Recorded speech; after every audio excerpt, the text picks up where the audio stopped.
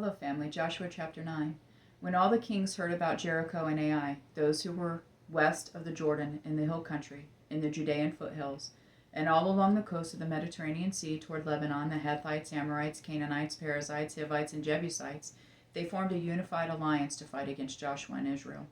When the inhabitants of Gibeon heard what Joshua had done to Jericho and Ai, they acted deceptively.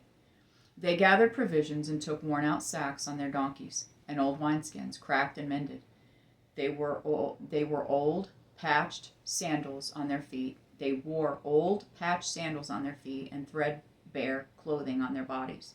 Their entire provision of bread was dry and crumbly. They went to Joshua in the camp at Gilgal and said to him and the men of Israel, "We have come from a distant land. Please make a treaty with us." The men of Israel replied to the Hivites, "Perhaps you live among us. How can we make a treaty with you?" They said to Joshua, "We are your servants." Then Joshua asked them, "Who are you, and where do you come from?" They replied to him, "Your servants have come from a faraway land because of the reputation of the Lord your God. For we have heard of his fame, and all that he did in Egypt, and all that he did to the two Amorite kings beyond the Jordan, King Sihon of Heshbon and King Og of Bashan, who was in Ashtaroth. So our elders and all the inhabitants of our land told us, 'Take provisions with you for the journey. Go and meet them and say, "We are your servants. Please make a treaty with us. This bread of ours was warm when we took it from our house as food on the day we left to come to you, but see, it is now dry and crumbly. These wineskins were new when we filled them, but see, they are cracked. And these clothes and sandals of ours are worn out from the extremely long journey."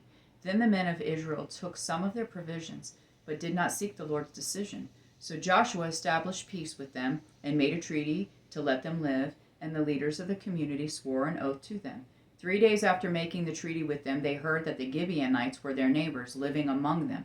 So the Israelites set out and reached the Gibeonite cities on the third day. Now their cities were Gibeon, Chephera,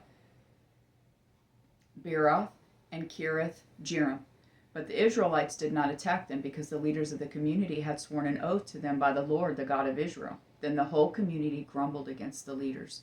All the leaders answered them, "We have sworn an oath to them by the Lord, the God of Israel, and now we cannot touch them. This is how we will treat them.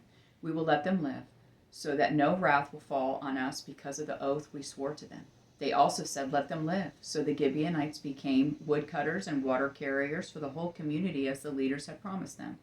Joshua summoned the Gibeonites and said to them, "Why did you deceive us by telling us you live far away from us, when in fact you live among us? Therefore you are cursed and will always be slaves, woodcutters, and water carriers for the house of my God." The Gibeonites answered him, "It was clearly communicated to your servants that the Lord your God had commanded his servant Moses to give you all the land and to destroy all the inhabitants of the land before you.